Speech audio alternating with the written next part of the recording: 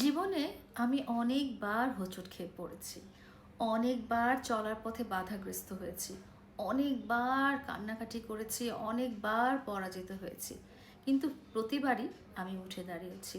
তো এবারের উঠাটা আমার নিজের সাথে সংগ্রাম।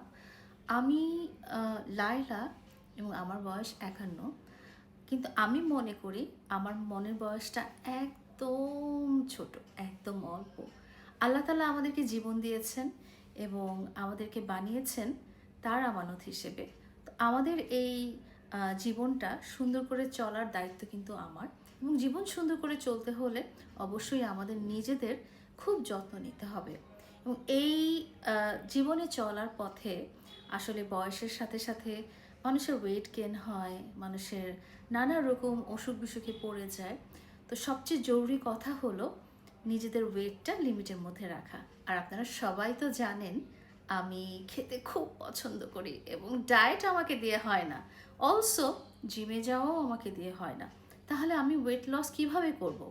সো আমার আজকের এই জার্নিটা আমার সাথে যুদ্ধ করে ওয়েট লসের জার্নি, এবং আমার এই জার্নিতে থাকছেন আমার সাথে আমার খুবই প্রিয় ডক্টর বুবলি আপু।